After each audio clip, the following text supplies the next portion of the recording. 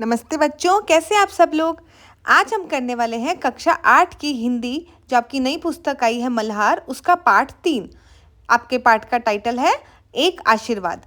इसको मैंने already explain कर दिया है। इसका भावार्थ, इस कविता का भावार्थ हम ऑलरेडी कर चुके हैं पूरा का पूरा। उसकी समरी भी है पहले वीडियो में। आज हम इसके प्रश्न उत्तर करने वाले हैं, ठीक है। तो जो बच्चों ने अभी तक नहीं देखा वो देख लें पहला वाला वीडियो भी, और आपका साइंस और सोशल साइंस की वीडियोस भी अपलोड हो गए हैं, वो भी जाकर ज़रूर चेक कर लें। तो चलो पाठ से, मेरी समझ से, इसमें आपको मल्टीपल चॉइस क्वेश्चन दिए हैं और उसमें आपको सही उत्तर को तारा लगाना है। निम्नलिखित प्रश्नों में से उपयुक्त उत्तर के सम्मुख तारा बनाइए। कुछ प्रश्नों के एक से अधिक उत्तर भी हो सकते हैं। तो पहला है आपका, कविता में किसे संबोधित किया गया है? युवा वर्ग को, नागरिकों को, बच्चों को या श्रमिकों को? तो इस कविता में उन्होंने बच्चों को संबोधित करा है। कवि कहते हैं कि बच्चे सपने देखें, बड़े बड़े लक्ष्य तय करें और उन्हें पूरा करने के लिए अपनी जी जान लगा दें। सेकंड, तेरे स्वप्न बड़े हों पंक्ति में स्वप्न से क्या आशय है? तो स्वप्न से कल्पना की उड़ान भरना नहीं, इमेजिनेशन तो नहीं है। आकांक्षाएं और रुचियां रखना, बहुत सी उपलब्धियां पाना या बड़े लक्ष्य निर्धारित करना। तो तेरे स्वप्न बड़े हो मतलब तेरा जो लक्ष्य है जिंदगी का वो बड़ा हो, उसको बड़े बड़े लक्ष्य तुम निर्धारित करो ताकि उसके लिए तुम अपने कर्म करो। तीसरा, उंगली जलाएं पंक्ति में उंगली जलाने का भाव है चुनौतियों को स्वीकार करना। हाँ, उंगली जलाने से वो चाहते हैं कि आप जो आपके अराउंड कठिनाइयाँ आ रही हैं उससे आप घबराओ नहीं, जो जो प्रॉब्लम्स आ रही हैं उनको अच्छे से फेस करो, चुनौतियों को स्वीकार करो। प्रकाश का प्रसार करना नहीं, अग्नि के ताप का अनुभव करना नहीं, ऐसा कुछ नहीं। कष्टों से नहीं घबराना। हाँ, तो ये 2 आंसर इसके अंदर करेक्ट है। चौथा है आपका, अपने पाँव पर खड़े हो पंक्ति से क्या आशय है? अपने पैरों पर खड़े होना, सभी लोग अपने ही पैरों पर चलते हैं, दूसरों के तो नहीं चलते। सफलता प्राप्त करना, ये भी कुछ ज़्यादा ठीक नहीं है। कठिनाइयों का सामना करना नहीं। आत्मनिर्भर होना, हाँ इसका करेक्ट आंसर है आपका आत्मनिर्भर होना। थोड़ा बहुत सफलता प्राप्त करना भी हो सकता है, बट ज़्यादा सटीक जो है वो आत्मनिर्भर मतलब सेल्फ डिपेंडेंट होना, किसी के ऊपर अपनी चीज़ों के लिए डिपेंडेंट नहीं होना। लड़के तो अच्छे हैं, आत्मनिर्भर ही होते हैं, लड़कियों को भी आत्मनिर्भर बनना चाहिए। उनको ये नहीं सोचना चाहिए कि मेरे पापा मेरे कमा के देंगे या कोई और मेरे लिए पैसे लेकर आएगा। खुद पैसे कमाओ, बड़ा आदमी बनो। चलो, ख प्रश्न है, हो सकता है कि आपके समूह के साथियों ने अलग अलग उत्तर चुने हों, तो आपने यही उत्तर क्यों चुने? तो हमने यह उत्तर इसीलिए चुने क्योंकि इस कविता में कवि बच्चों को आत्मनिर्भरता का पाठ पढ़ाते हैं और कहते हैं कि तुम अपने लक्ष्य प्राप्ति के लिए बहुत मेहनत करो, हैं, अपनी उंगली जलाओ, ताकि मतलब अपनी कष्टों से बिल्कुल मत घबराओ और आगे बढ़ते जाओ। अब मिलकर करें मिलान। अब कविता में से चुनकर कुछ पंक्तियां दी गई हैं, उन पंक्तियों के भाव आपको स्तंभ 2 में दिए गए हैं, आपको उनसे उनका सही उत्तर मिलाना है। तो पहला है आपका, भावना की गोद से उतरकर जल्द पृथ्वी पर चलना सीखें। तो इसमें कवि क्या कहना चाह रहे हैं? भावना की गोद से मतलब अपनी इमोशन से बाहर आकर कि बस सोचते रहे जैसे हमें बनना है, हम एक दिन ज़रूर बड़े आदमी बन जाएंगे, हम इतने पैसे कमाएंगे, हमारे पास ये होगा, ये कहानियाँ नहीं। इस भावनाओं से बाहर निकलकर पृथ्वी पर आओ, रियलिटी की दुनिया में आओ और देखो कि जो तुमने लक्ष्य निर्धारित किया है उसको पूरा करने के लिए क्या क्या काम करने हैं, और बस उसी में जुट जाओ। तो इसका सही उत्तर है तीसरा, भावनाओं में न बहकर वास्तविकता का सामना करना। दूसरा है आपका, हर दिए की रोशनी देखकर ललचाएं। मतलब इसका है कि विविध ज्ञान के प्रति आकृष्ट होना और उसे पाने की ललक होना। मतलब कि जहाँ भी आपको दिखे कि यहाँ मुझे लिए कुछ सीखने की चीज़ है, कोई बच्चा आपसे आगे बढ़ गया तो उसमें देखो उसने क्या किया ऐसा जो मैं नहीं कर पाया, उससे जलना नहीं है, उससे सीखना है, ठीक है। तो उसको देखकर अगर आपको भी लगता है कि आप ऐसा कुछ करना चाहते हैं तो उसको कीजिए। तीसरा, चांद तारों सी अप्राप्य सच्चाइयों के लिए रूठना मचलना सीखें। मतलब अब चांद तारे तो कोई भी तोड़ के नहीं ला सकता ना, ये तो सिर्फ बातें हैं, ये असंभव सा कार्य है। तो इसका आंसर है फोर्थ, असंभव से लगने वाले लक्ष्यों के लिए हट और प्रयास करें। तो अब इसके लिए ये नहीं कि तुम चांद तारे तोड़ने के लिए हट करो, कहने का मतलब है कि तुमने जो लक्ष्य आज तुमको असंभव लग रहा है, अगर तुमने प्रयास किया तो तुमको वह लक्ष्य ज़रूर प्राप्त हो जाएगा। चौथा है, हंसे मुस्कुराएं गाएं।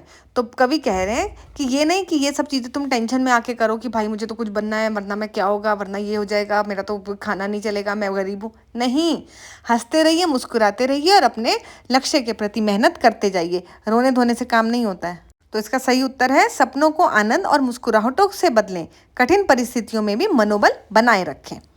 चलो अब पंक्तियों पर चर्चा। पाठ से चुनकर कुछ पंक्तियां नीचे दी गई हैं, इन्हें ध्यानपूर्वक पढ़िए और विचार कीजिए, आपको इनका क्या अर्थ समझ में आया।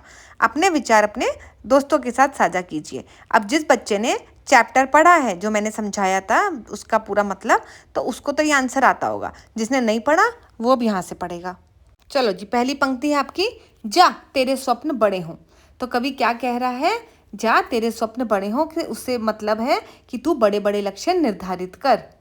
कवि एक शुभ कामना व्यक्त करते हुए कहते हैं कि तुम्हारे सपने बड़े हों, विशाल हों, हैं, और आप जैसे बड़े बड़े सपने देखो कि मुझे भी कुछ इन्वेंट करना है, या मुझे डॉक्टर बनना है, इंजीनियर बनना है, जो भी तुम बनना चाहते हो, एथलीट बनना है। ठीक। ख है आपका, जल्द पृथ्वी पर चलना सीखें। पृथ्वी पर तो सभी चलते हैं, तो इसका मतलब क्या है कि आत्मनिर्भर बनो, वास्तविकता की दुनिया में आओ, रियलिटी की दुनिया में आओ, इमेजिनेशन में मत रहो। तो यह सपने केवल कल्पनाओं तक सीमित नहीं रखो, बल्कि जल्द ही वास्तविकता का रूप ले और तुम उन्हें साकार करने के लिए ज़मीन पर उतरकर प्रयास करो। मतलब तुम भी चाहते हो कि तुम्हारे सपने पूरे हों, तो उसके लिए कठिन परिश्रम करो। जिस प्रकार एक बच्चा माँ की गोद से उतरकर चलना सीखता है, अगर कोई बच्चा माँ की गोद में ही बैठा रहेगा तो उसे चलना कभी नहीं आएगा। जब तक वो गिरेगा नहीं, ठोकर नहीं खाएगा, वो नहीं चल पाएगा। तो अपने भावनाओं से बाहर आकर, कल्पनाओं, इमेजिनेशन की दुनिया, कल्पनाओं की दुनिया से बाहर आकर वास्तविकता में आकर अपने सपनों के लिए कड़ी मेहनत करो। बस बेटा, मेहनत करते जाओगे तो कोई बंदा नहीं तुमको रोक सकता। नेक्स्ट है, चांद तारों से अप्राप्य सच्चाइयों के लिए रूठना मचलना सीखें। मतलब अगर आपको कोई असंभव सा लक्ष्य लग रहा है तो उसके लिए भी हट करो कि नहीं, मुझे तो इसे पाना ही है। इस पंक्ति में कवि कहते हैं कि तुम्हें उन सच्चाइयों को पाने के लिए रूठना और मचलना सीखना चाहिए जो अभी तक चांद तारों की तरह दूर और अप्राप्य लगती हैं। अप्राप्य मतलब जो प्राप्त ना हो सकता हो।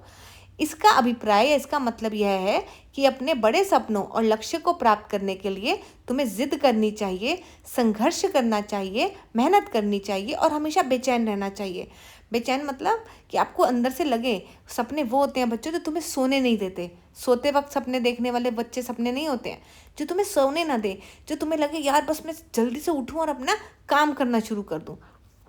ठीक वैसे ही जैसे एक बच्चा अपनी मनपसंद चीज़ के लिए रूठता और मचलने लगता है। यह एक प्रकार का अटूट इच्छा शक्ति और जुनून को दर्शाता है।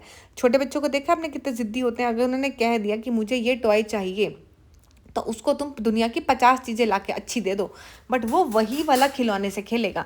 इसे कहते हैं हट करना, जिद करना। तो उतनी जिद से करो कि मुझे यही लक्ष्य प्राप्त करना है। ठीक।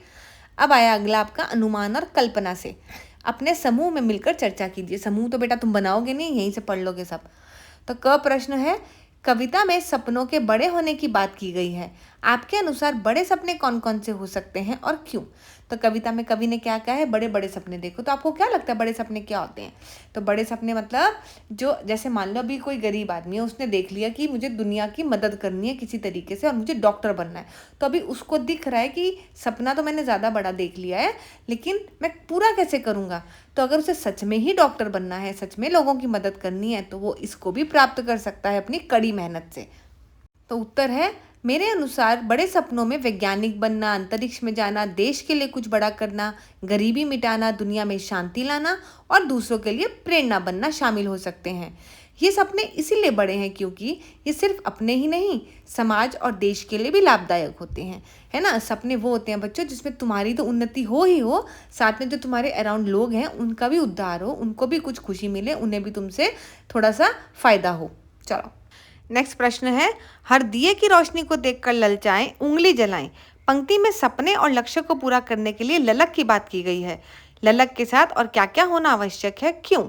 जैसे योजना, प्रयास आदि। खाली ये इसी से काम नहीं चल जाएगा कि तुम चाहते हो कुछ करना, है ना। मैं क्या बनना चाहता हूँ, मैं समाज सेवक बनना चाहता हूँ, या फिर मैं इंजीनियर या डॉक्टर बनना चाहता हूँ। ठीक, लेकिन काम मेरे सारे उल्टे हैं। सारा दिन मैं बाहर खेलता हूँ और सारा दिन मैं सोता हूँ, टीवी देखता हूँ और उसके बाद पढ़ाई लिखाई कुछ नहीं करता, लेकिन मुझे बनना इंजीनियर है, बनना मुझे बड़ा बिजनेसमैन है।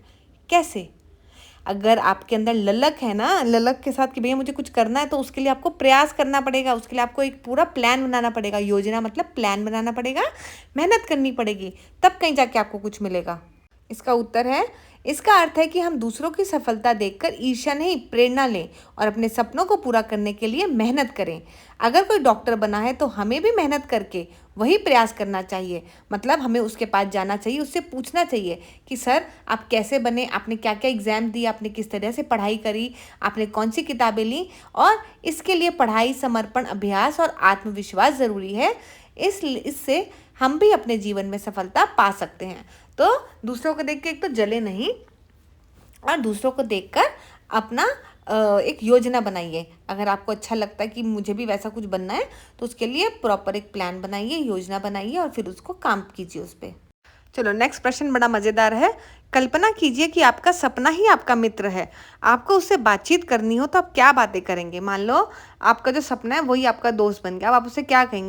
तो सबसे पहले आप उसे देखकर शायद खुश हो जाएंगे, वाह ये तुम ही तो मेरा सपना हो, मुझे तो एक बड़ा बिजनेसमैन बनना था, तुम्हारी तरह सक्सेसफुल, यही मेरा सपना है, मैं जीना चाहता हूँ अपने सपने को, मैं तुम्हें पाने के लिए कुछ भी कर सकता हूँ, तुम भी मेरे पास रहना, मेरा साथ देना, हम दोनों मिलकर इस ड्रीम को ही रियलिटी में बदल देंगे। तो इस तरह की आप बातें कर सकते हैं। चलो अब हम करेंगे घ प्रश्न। यदि आप किसी को आशीर्वाद देना चाहते हो तो आप किसे और क्या आशीर्वाद देंगे और क्यों। अब मान लो कोई आ गया आपके पास, आपसे छोटा आपका भाई आ गया, तो आप उसे क्या आशीर्वाद देना चाहोगे। यही कहोगे ना, जा खुश रहे, तेरे सारे सपने पूरे हों, अपने पैरों पर खड़े हो। तो आप ये आशीर्वाद दे सकते हैं, जा तू अपने पैरों पर खड़ा हो। यह पंक्ति क्यों कहेंगे हम, क्योंकि यह पंक्ति बहुत प्रेरक लगती है। यह आत्मनिर्भर बनने की सीख देती है। इसका मतलब है कि हमें किसी पर निर्भर नहीं रहना चाहिए और अपने बल पर जीवन में आगे बढ़ना चाहिए। तो ये सब बच्चों सीख लो कि आत्मनिर्भर बनना है, माँ बाप के ऊपर डिपेंडेंट नहीं रहना, उनका साथ देना है और जीवन में कुछ करके दिखाना है। आप और क्या क्या आशीर्वाद दे सकते हैं, उनके सपने बड़े हों, वे सच्चाई और मेहनत के रास्ते पर चलें, हर कठिनाई को पार करने के लिए आपको शक्ति मिले, हमेशा मुस्कुराओ, दूसरों को भी खुश रखो, क्योंकि ऐसा आशीर्वाद उन्हें सफल और अच्छा इंसान बनाएगा। चलो अगला प्रश्न, कविता की रचना। इस कविता में सपने को मनुष्य की तरह हंसते मुस्कुराते गाते हुए बताया है। ध्यान से देखें तो इस कविता में इस प्रकार की अन्य विशेषताएं भी दिखाई देंगी। उन्हें लिखिए और कक्षा में उन पर चर्चा कीजिए। वो बोल रहे हैं कि इस कविता में क्या है, उन्होंने क्या बोला है सपने को, कि मनुष्य की तरह हंसो, मुस्कुराओ और गाओ, है ना, इस तरीके की बातें करी हैं। तो इसमें मनुष्य से उन्होंने कंपेयर कर दिया है, सपने को ही मनुष्य की तरह हंसने मुस्कुराने के लिए बताया। तो और कौन सी विशेषताएं आपको लगी जिसमें हमने एक ऐसी इमेजिनेटिव दुनिया को अपने मनुष्य के साथ, मनुष्य के इमोशंस के साथ कंपेयर किया है। तो इस कविता में सपनों को केवल कल्पना नहीं, एक सच्चाई और आगे बढ़ने के रास्ते बताया गया है। कविता की अन्य विशेषताएं क्या है बच्चों, सपनों को हकीकत में बदलने की हमें प्रेरणा मिलती है इस कविता को पढ़कर। शब्दों में सरलता है जिससे हर बच्चा जुड़ सकता है। छोटी सी कविता है, प्यारी सी, और इसमें हम आराम से इसमें बह जाते हैं। इसमें हिम्मत, मेहनत और आत्मनिर्भरता पर जोर दिया गया है। कविता में सकारात्मक सोच और उत्साह भी भरा हुआ है। सकारात्मक मतलब पॉजिटिव सोच। और यह कविता बच्चों को जीवन में बड़े लक्ष्य तय करने और उन्हें पाने के लिए प्रेरणा देती है। अब आया सृजन। इस कविता के आरंभ में एक संज्ञा शब्द है स्वप्न। इस शब्द को केंद्र में रखते हुए अनेक क्रिया शब्दों का ताना बाना बुना गया है, जैसे चलना, रूठना, मचलना, सीखना, हंसना, मुस्कुराना, गाना, ललचाना, और इस प्रकार कविता पूरी हो जाती है। अगर आप भी एक संज्ञा शब्द के साथ विभिन्न क्रिया शब्द का प्रयोग करते हुए अपनी कविता बनाकर कक्षा में सुनाइए। तो वो कह रहे हैं आपको भी एक ऐसी कविता बनानी है। तो उदाहरण क्या है, बादल को गिरते देखा, गरजते देखा, बरसते देखा है। तो ये सब क्या क्या कर रहा है, बादल घिर रहा है, गरज रहा है, बरस रहा है। तो उन्होंने देखा देखा, क्रिया शब्द एक ही हो गया और उसके साथ उन्होंने अलग अलग वर्ड्स लगा दिए, है ना। तो वो कह रहे हैं और ऐसी ही पोएम बनाओ। जो यहाँ पे कवि बच्चे हैं हमारे, वो कमेंट सेक्शन में पोएम लिखकर ज़रूर भेजें। तो यहाँ हम आगे कर सकते हैं, छुपते देखा है, चुपचाप बहते जाते देखा है, बिजली संग तड़कते देखा है, धरती को भिगोते देखा है। तो यहाँ हमने 2-4 लाइन लगा दी हैं, बाकी आप बच्चों खुद बना लो। चलो जी अगला प्रश्न है कविता का शीर्षक। इस कविता का शीर्षक मतलब टाइटल एक आशीर्वाद है जो कविता में कहीं भी प्रयुक्त नहीं हुआ। यदि इस कविता की ही किसी एक पंक्ति या शब्द को कविता का शीर्षक बनाना है तो आप कौन सी पंक्ति चुनेंगे और क्यों। वो कह रहे हैं इसमें एक आशीर्वाद है ये, है ना, लेकिन एक आशीर्वाद वर्ड जो है वो आपका कविता में कहीं नहीं आया। तो अगर आपको इस कविता में से ही कोई एक ऐसी पंक्ति लेनी हो जिसमें आप टाइटल बना दे तो आप कौन सी लेंगे? तो हमने तो यहाँ पे सेलेक्ट किया है तेरे स्वप्न बड़े हों। तो इसको कविता का शीर्षक बनाना चाहूँगा क्योंकि यह कविता का मुख्य संदेश है। तो यह पंक्ति बच्चों को बड़े सपने देखने और उन्हें साकार करने के लिए प्रेरित करती है। यह आशीर्वाद देने का सबसे सशक्त रूप है, मतलब सबसे शक्तिशाली रूप है आशीर्वाद का। ठीक है, किसी को भी आशीर्वाद देना हो हमें तो हम उसे यही देना चाहिए कि तुम हमेशा खुश रहो, आत्मनिर्भर बनो, तुम्हारे सपने एकदम बड़े हों और तुम अपने जीवन में सब कुछ पाओ। चलो, भाषा की बात। नीचे दिए गए रिक्त स्थानों में स्वप्न से जुड़े शब्द अपने समूह में चर्चा करके लिखिए। अब सपने के साथ कौन कौन से वर्ड्स जुड़े होते हैं हमें वो लिखने हैं। तो इसके उत्तर बहुत सारे हो सकते हैं और बहुत अलग अलग हो सकते हैं।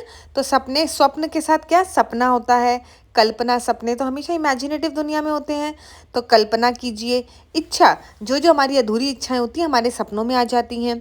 ख्वाब, सपने को ख्वाब भी बोला जाता है। सपने में हम अपने लक्ष्य भी निर्धारित करते हैं काफ़ी सारे।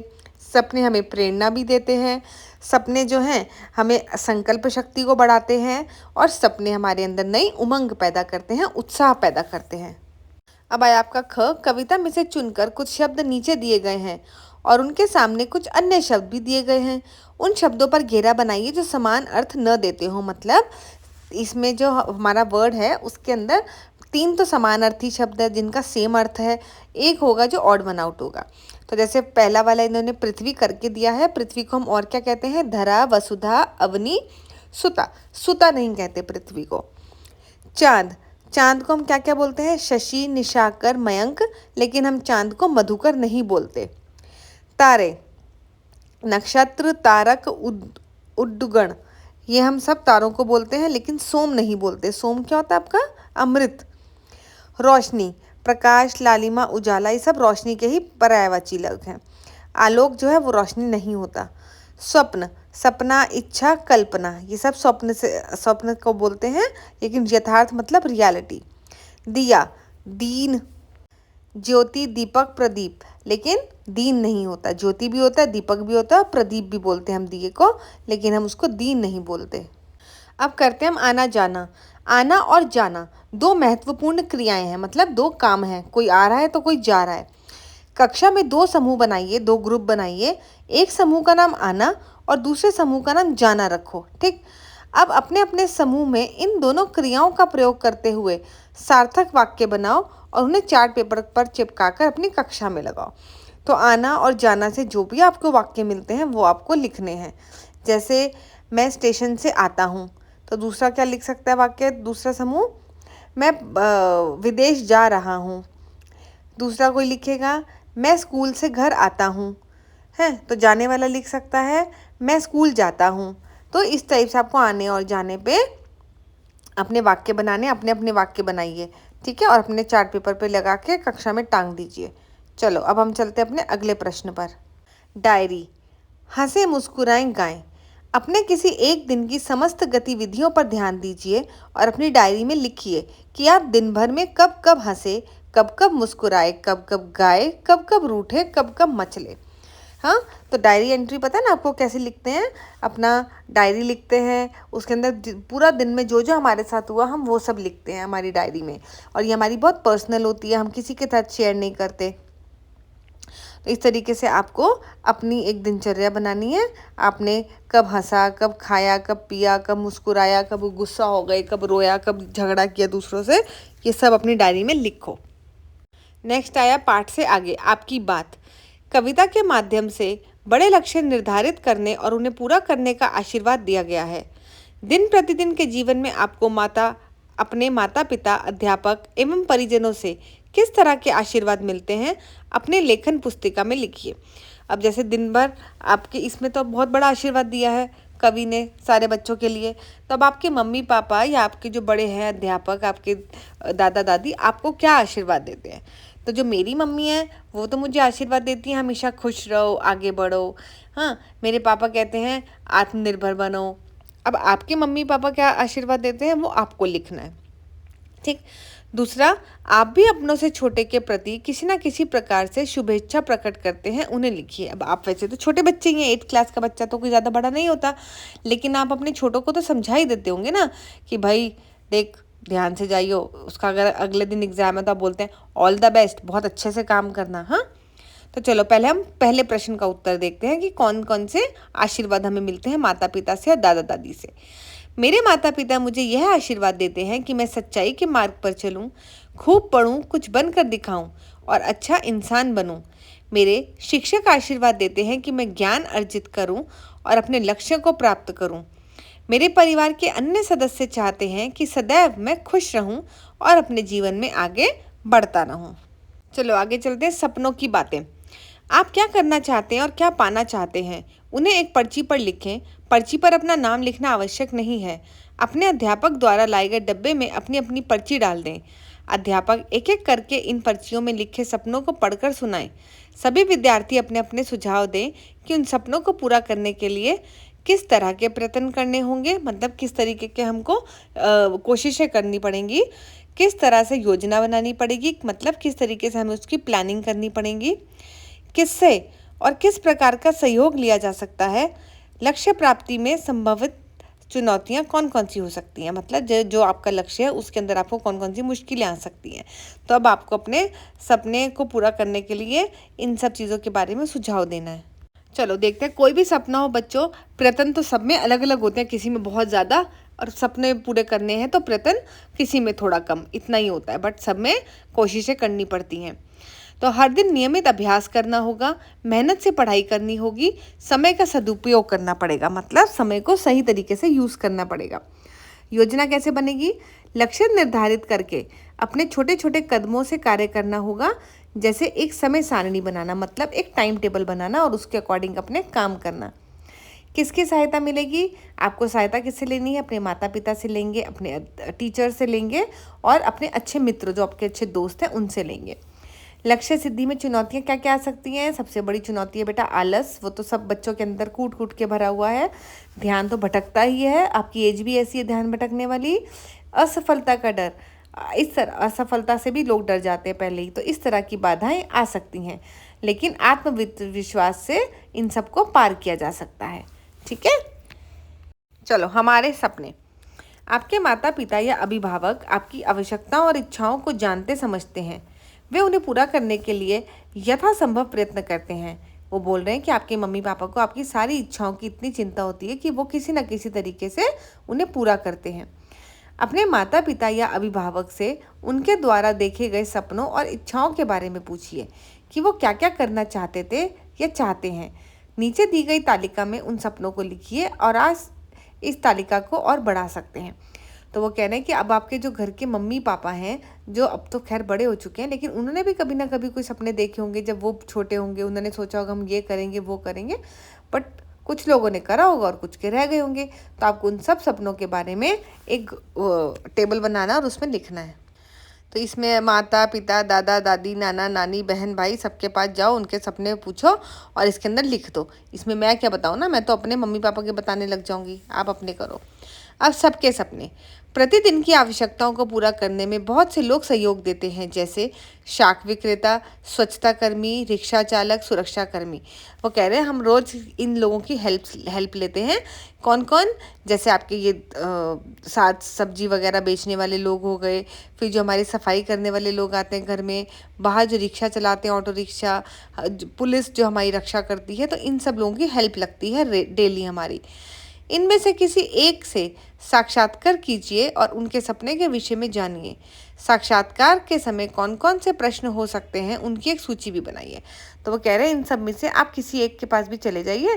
जैसे मान लो कोई आपके घर के आसपास सब्जी या फ्रूट वाला है, उसके पास जाओ और उससे पूछो कि भैया आपके क्या क्या सपने थे, फिर आपने अपने सपने पूरे करने के लिए क्या किया, आपकी घर की हालत कैसी थी, आपके माँ बाप आपका साथ देते थे कि नहीं देते थे। इस तरह के आप प्रश्न पूछ सकते हैं। ठीक, तो आप क्या करोगे? अगर आप स्वच्छता कर्मचारी के पास जा रहे हैं तो आप पूछिए मैंने एक स्वच्छता कर्मचारी से बात की। उनका सपना है कि उनके बच्चे पढ़ लिख कर एक अच्छा जीवन जिए। अब वो क्या सपना, अब तो उनके खैर चेंज हो गए, पहले उनका सपना कुछ और होगा, बट अब जब उनकी शादी होगी, बच्चे हो गए, तो वो कह रहे हैं कि मैं अपने बच्चों को पढ़ा लिखा कर एक अच्छा जीवन देना चाहता हूँ। वह चाहते हैं कि समाज उनके कार्य को सम्मान दे। वे चाहते हैं कि उनका काम को छोटा ना समझा जाए, क्योंकि यह हमारे शहर को स्वच्छ और सुरक्षित रखता है। ठीक है, सुरक्षित मतलब बीमारियों से सुरक्षित रखता है। अब आप क्या करेंगे, कौन कौन से प्रश्न पूछ सकते हैं? आपका नाम क्या है? आप यह कार्य कब से कर रहे हैं? आपके जीवन का सबसे बड़ा सपना क्या है? अपने सपनों को पूरा करने के लिए आप क्या प्रयास कर रहे हैं? क्या आपको अपने काम में कोई कठिनाई होती है? तो आप कुछ भी प्रश्न पूछ सकते हैं, आप अपने भी इसमें ऐड कर सकते हैं। ठीक है, ये तो मैंने थोड़े से ही प्रश्न बताए हैं आपको क्या कर सकते हैं। अब आया हमारा झरोखे से। आपने पढ़ा कि एक आशीर्वाद कविता में सपनों के बड़े की बात की गई है। अब आप पढ़िए सुप्रसिद्ध वैज्ञानिक और भारत के पूर्व राष्ट्रपति डॉक्टर एपीजे अब्दुल कलाम का एक प्रेरक उद्बोधन, जिनमें न केवल सपने देखने की बात करते हैं, बल्कि सपनों को पूरा करने की योजना और प्रक्रिया के विषय में भी बताते हैं।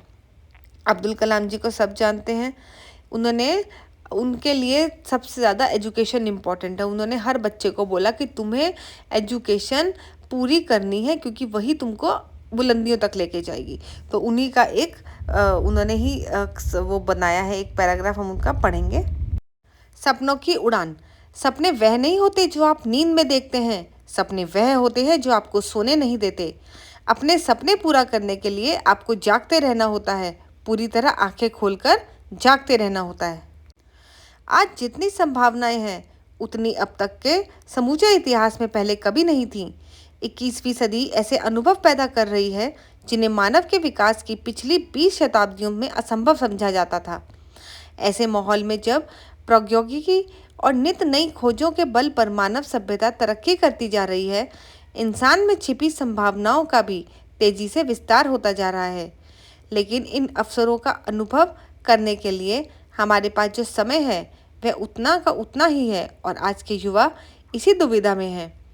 युवा चाहते हैं कि उनके सामने जितने भी किस्म के अनुभव उपलब्ध है, वह सबका फ़ायदा उठा सके, जो कि उन्हें मिलना भी चाहिए। लेकिन जैसे जैसे दुनिया का दायरा बढ़ता जा रहा है, वैसे वैसे हमें खुद को कुछ खास विषयों के संकरे दायरे में सीमित कर लेना पड़ रहा है। मुझे नहीं लगता कि ऐसा करना सही है। मेरा सपना है कि संसार का हर युवा को संसार के वह सारे अनुभव मिल सकें जिनकी उन्हें चाह हो। लेकिन इसे कैसे संभव बनाया जा सकता है? इसे संभव बनाने के दो तरीके हैं। एक तो यह कि हम कुछ भी ऐसा करें कि हमारे पास जो समय उपलब्ध है उसमें उसे हम बढ़ा सकें। दूसरा यह कि हमारे पास जो भी समय है, हम उतने ही समय में जितना काम कर सकते हैं, जितना कुछ हासिल कर सकते हैं, उसकी मात्रा बढ़ा दें। इन दोनों जीवन लक्ष्यों को कैसे प्राप्त किया जाए, यह समझ लेने में दूसरी हर चीज़ तक पहुंचने के दरवाजे खुद ब खुद खुल जाएंगे। यही वह लंबी छलांग है जिसका मानवता को अब तक इंतज़ार था, और जो हमें विकास क्रम के अगले चरण तक पहुंचा सकती है। तो ये था हमारे एपीजे अब्दुल कलाम जी की एक छोटी सी स्पीच। चलो अब हम चलते हैं साझी समझ। आपने एक आशीर्वाद कविता पढ़ी और डॉक्टर एपीजे अब्दुल कलाम का उपयुक्त उद्बोधन भी पढ़ा। अब आप इन दोनों को कक्षा में अपने साथियों के साथ चर्चा कीजिए। अब आपको इसे ग्रुप डिस्कशन करना है, ठीक है। चलो नेक्स्ट खोजबीन के लिए कला, विज्ञान, राजनीति, खेलकूद, मनोरंजन आदि क्षेत्रों में ख्याति प्राप्त करने वाले व्यक्तियों ने अपने अपने सपनों को पूरा करने का संघर्ष यात्रा के बारे में लिखा है। उन्होंने अपने सपने को साकार करने के लिए किस तरह से योजना बनाई, क्या क्या संघर्ष किए। पुस्तकालय अथवा इंटरनेट की सहायता से ऐसे व्यक्ति के बारे में पढ़िए। तो आपको ये इंटरनेट से ऐसे व्यक्ति खोजने हैं और उनके बारे में लिखना है। ठीक है बच्चों, तो इसी के साथ एक आशीर्वाद के एनसीईआरटी के प्रश्न उत्तर खत्म होते हैं। अगर आपको कोई डाउट है तो आप मुझसे कमेंट सेक्शन में पूछ सकते हैं। और बच्चों, आपकी साइंस की, सोशल साइंस की, हिंदी की ये सारी वीडियो जो है मैंने ऑलरेडी अपलोड कर दी हैं, और आप वहाँ पे जाके पढ़िए और खूब आनंद उठाइए। ठीक है, अपने फ्रेंड्स के साथ शेयर भी करना। Take care, stay aware, bye bye.